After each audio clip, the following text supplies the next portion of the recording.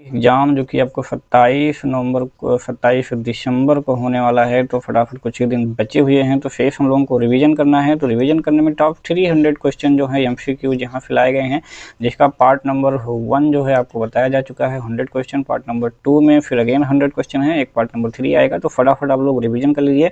Maximum question जो होंगे वो यहीं से आएंगे। एग्जाम के बाद एक बार आप लोग जरूर मिला लीजिएगा। तो चलिए स्टार्ट करते हैं।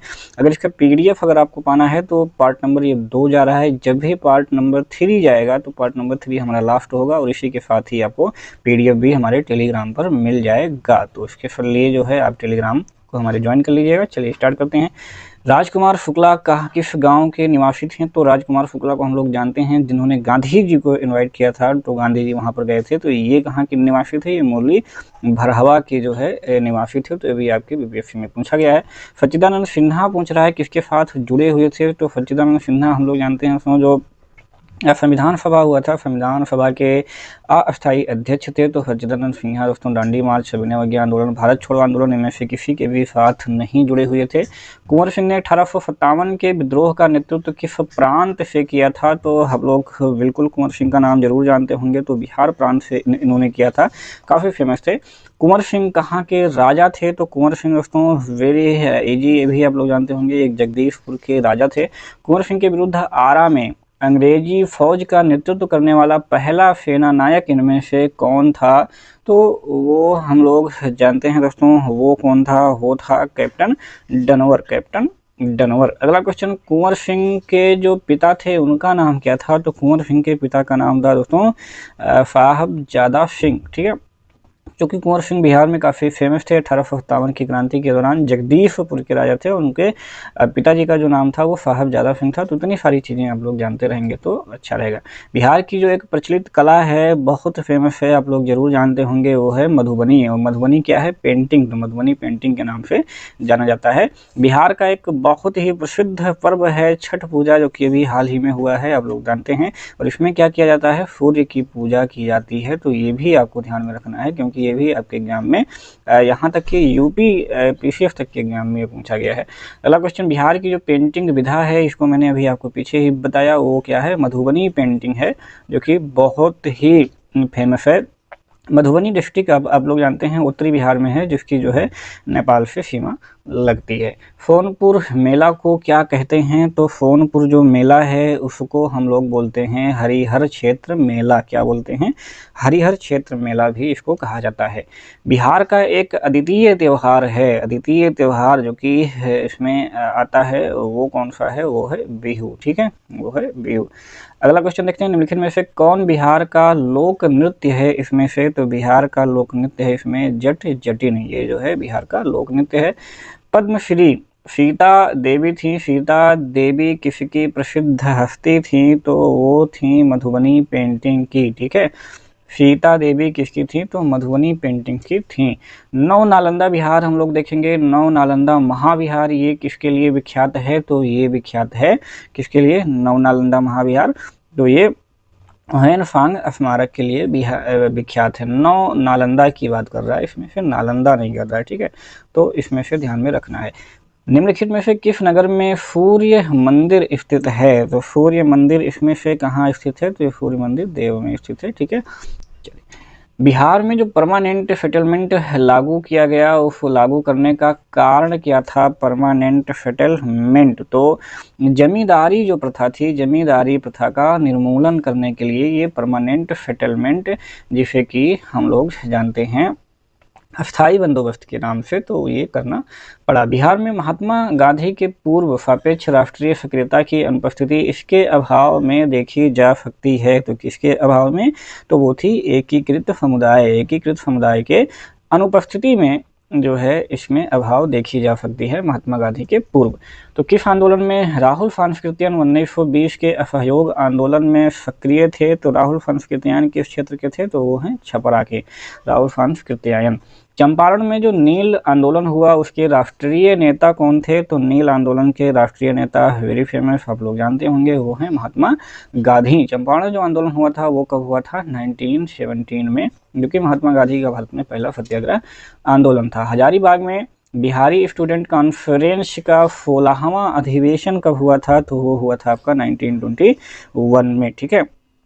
कब हुआ था? 1921 में हुआ था, ठीक है। चलिए अगला क्वेश्चन हम लोग देखेंगे। गांधी जी ने भारत में पहली बार सत्याग्रह आंदोलन बिहार में कहाँ प्रारंभ किया था? तो वो प्रारंभ किया था आपके चंपारण से, ठीक है। कहाँ से प्रारंभ किया था? चंपारण से किया था। कब? अभी आपको पीछे ही बताया, 1917 से। 1922 की अगर बात करें तो 1922 में गया के इंडियन नेशनल कांग्रेस के जो अधिवेशन के अध्यक्ष थे वो कौन थे? तो वो थे आपके चित्तरंजन दास, जिसे कि हम बोलते हैं CR दास थे। 1922 में जो गया में हुआ था बिहार में।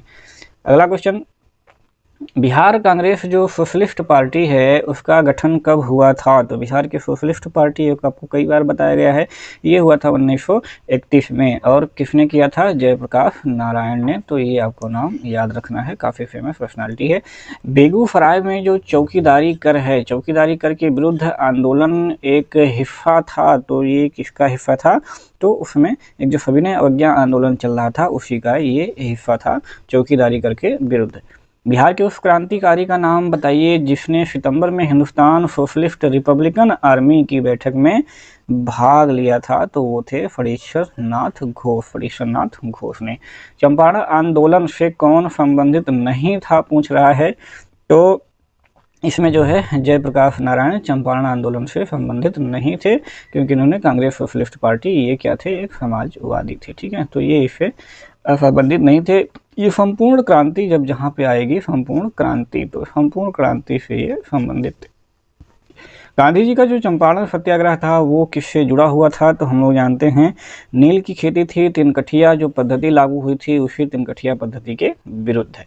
प्रभावती देवी किस क्षेत्र की स्वतंत्रता संग्राम सेनानी थी? तो प्रभावती देवी कहाँ की थी, किस क्षेत्र की थी? वो थी चंपारण की ही थी, चंपारण की। बंगाल के किस नवाब ने मुंगेर को अपनी राजधानी बनाया था? तो आपको याद होगा जब प्लासी का युद्ध हुआ था तो उसी समय में मीर जाफर और मीर कासिम आए थे, तो मीर कासिम ने जो है मुंगेर को अपनी राजधानी बनाया था। निम्नलिखित में से किस भारतीय को रॉबर्ट क्लाइव ने बिहार के नायब दीवान जो है नियुक्त किया था? तो वो किसे किया था? सिताब राय को। किसने किया था? सिताब राय को नियुक्त किया गया था। गोल घर का निर्माण इनमें से किस गवर्नर जनरल के समय में हुआ था? तो वो हुआ था लॉर्ड कॉर्नवालिस के, ठीक है। किसके काल में हुआ था?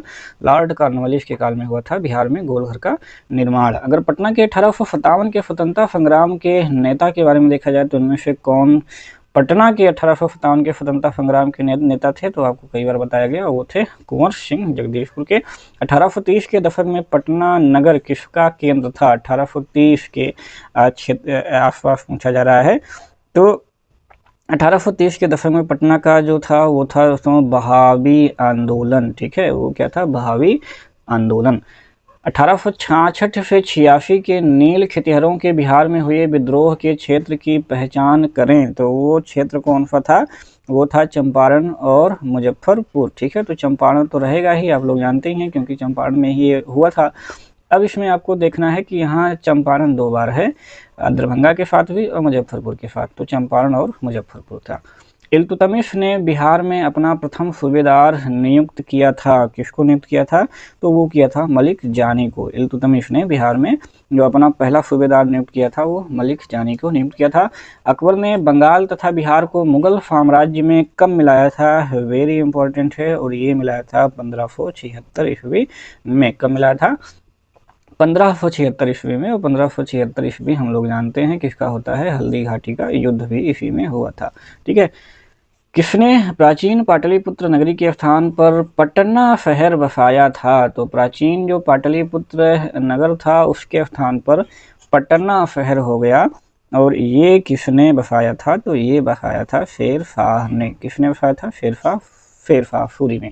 तो आधुनिक जो नाम है उसका पटना है, पहले था पाटलिपुत्र, तो उसी के स्थान पर पटना चेंज कर दिया गया, और ये कौन किया था? शेर शाह सूरी ने।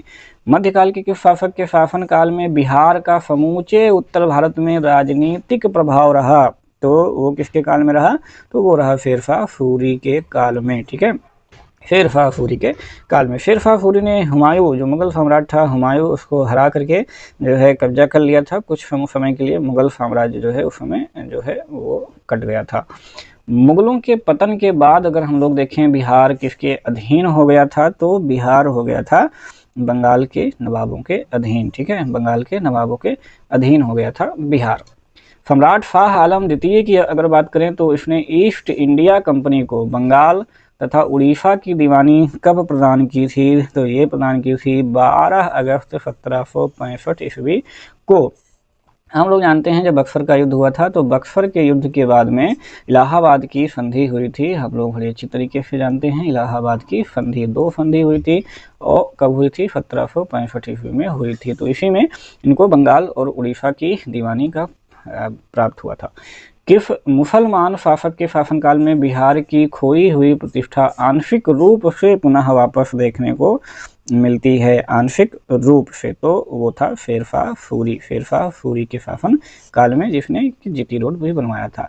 विश्व का पहला गणतंत्र हम लोग जानते हैं वैशाली, तो वैशाली में किसके द्वारा स्थापित किया गया था, तो वैशाली में लिच्छवियों द्वारा स्थापित किया गया था। वेरी इंपॉर्टेंट क्वेश्चन, ये कितनी बार अभी आपके एग्जाम में रिपीट हो चुका है।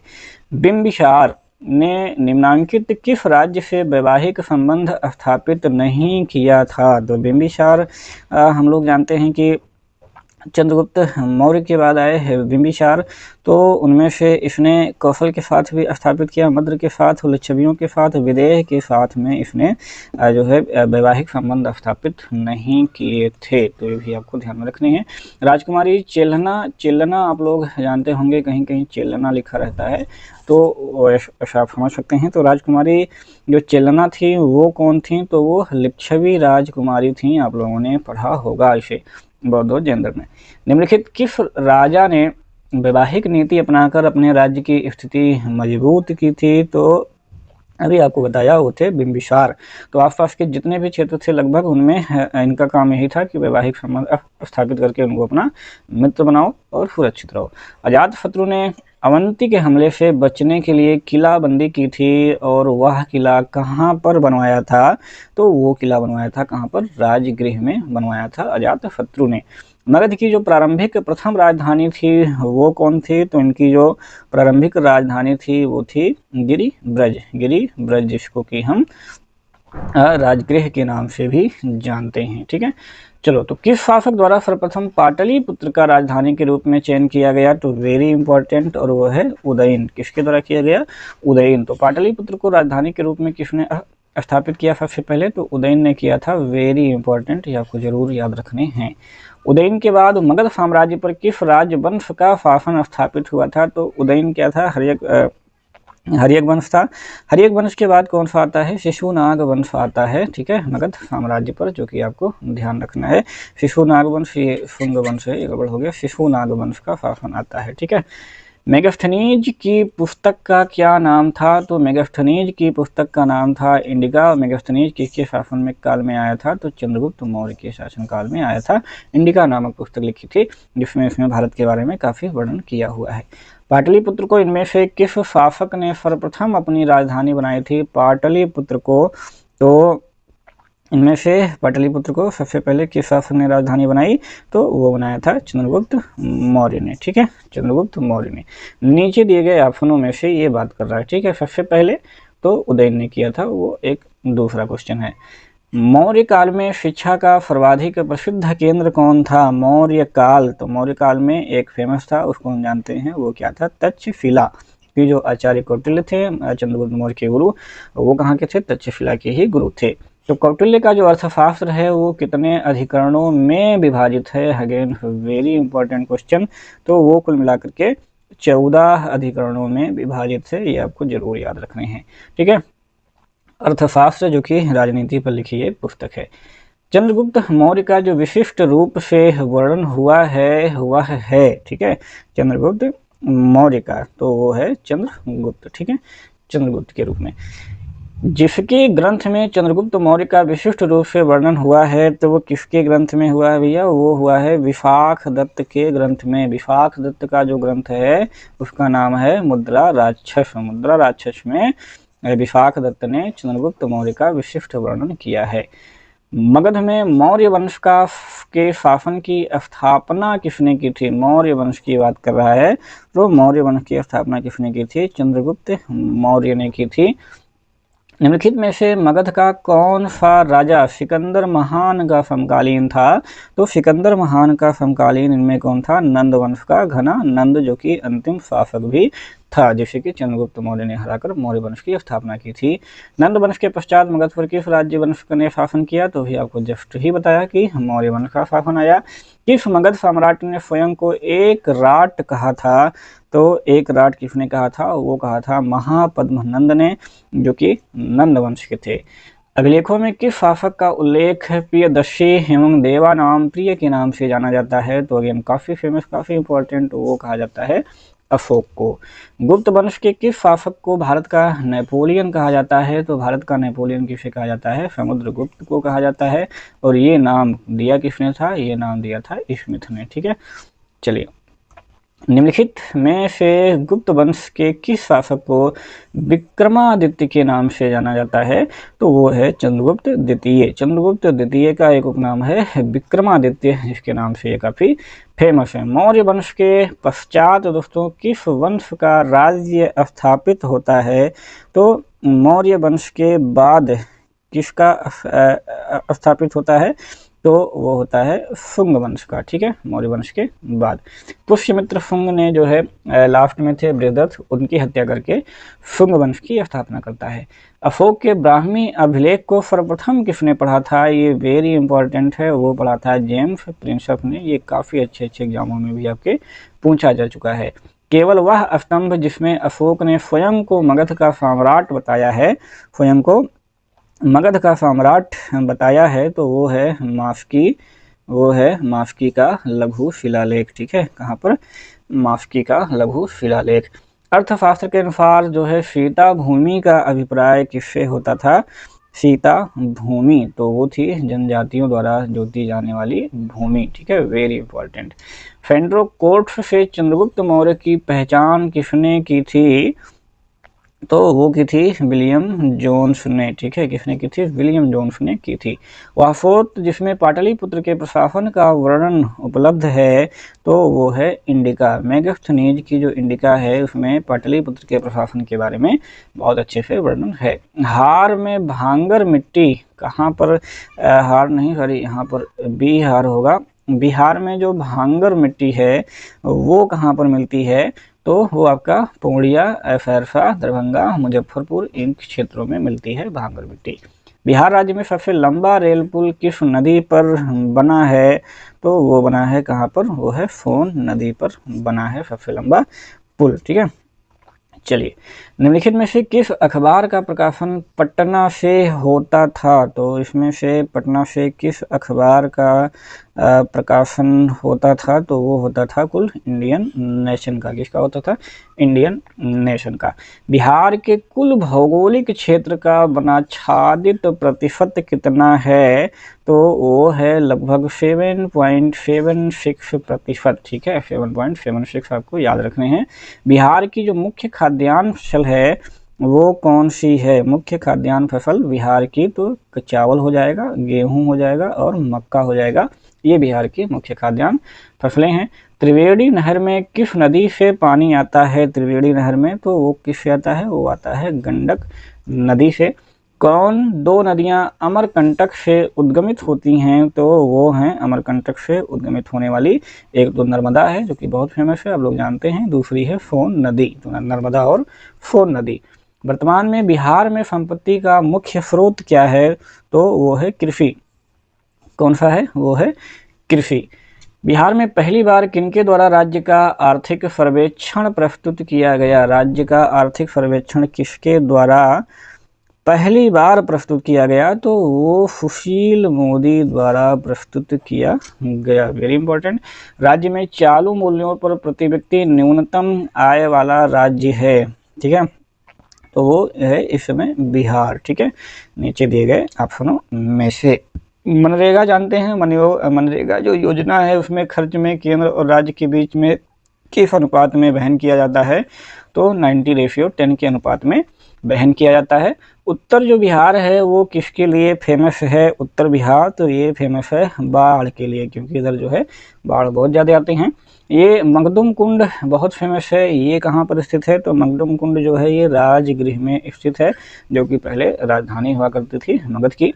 बोध गया में जो ब्रोधी वृक्ष है ये अपने किस वंश की पीढ़ी का है, तो ये जो है इसमें चतुर्थ पीढ़ी का है, चतुर्थ पीढ़ी का है। कहने का मतलब है कि जो मेन वाला था उसको शशांक ने कटवा दिया था, आप लोग जानते होंगे। उसके बाद दूसरा वृक्ष लगाया गया, फिर दूसरा लगाया गया, फिर दूसरा लगाया गया, तो ये कुल मिलाकर के अभी ये फोर्थ पीढ़ी का ये वृक्ष है जो कि चल रहा है। जैन धर्म के जो प्रवर्तक हैं महावीर स्वामी, उनका जन्म स्थान कौन सा है, तो उनका जन्म कहाँ पर हुआ था, कुंडग्राम में हुआ था। ठीक है। वर्धमान महावीर ने कहाँ पर निर्वाण प्राप्त किया था, तो निर्वाण इनको मृत्यु वहाँ पर हुई थी, तो वो पावापुरी में हुई थी, पावापुरी में। पटना के किस सिख गुरु का जन्म हुआ था, पटना में बहुत ही फेमस है, तो वो हुआ था गुरु गोविंद सिंह का हुआ था। ठीक है, गुरु गोविंद सिंह का पटना में जन्म हुआ था। विष्णुपद जो मंदिर है वो कहाँ पर स्थित है, तो विष्णुपद मंदिर आपके यही गया में ही स्थित है, विष्णुपद मंदिर। बिहार के किस पर्यटन केंद्र पर गर्म जल के अनेक स्रोत हैं, तो वो हैं आपके राजगीर में। ठीक है। निम्न में से किस नगर में प्रथम बौद्ध सभा आयोजित की गई थी, तो पहली जो बौद्ध सभा आयोजित की गई थी वो कहाँ पर की गई थी, तो हम लोग जानते हैं राजगृह में की गई थी। ठीक है, राजगृह में की गई थी। अब पूछ रहा है कि राजगृह का पुराना नाम क्या था, तो राजगृह का पुराना नाम गिरिब्रज है, गिरिब्रज और राजगृह दोनों सेम हैं। फिर बाद में ये पूर्व की राजधानी थी मगध की, बाद में पाटलिपुत्र को बना दिया गया। पटना स्थित गोलघर है, उसका निर्माण कब किया गया था, तो गोलघर का निर्माण 1786 में किया गया था, लॉर्ड कॉर्नवालिस ने कराया था, अभी आपको पीछे बताया। बिहार का जो सबसे कम जनसंख्या घनत्व तो पूछ रहा है कि सबसे कम जनसंख्या घनत्व वाला जिला कौन सा है, तो वो कैमूर है। सबसे कम जनसंख्या वाला जिला अगर पूछा जाए कि इसमें सबसे कम जनसंख्या है, तो शेखपुरा में है, सबसे ज़्यादा पटना में है। जनसंख्या घनत्व के आधार पर बिहार का स्थान इनमें से कौन सा है, तो बिहार का स्थान आता है भारत में पहला। ठीक है, जनसंख्या घनत्व के बारे में बिहार का पहला स्थान है।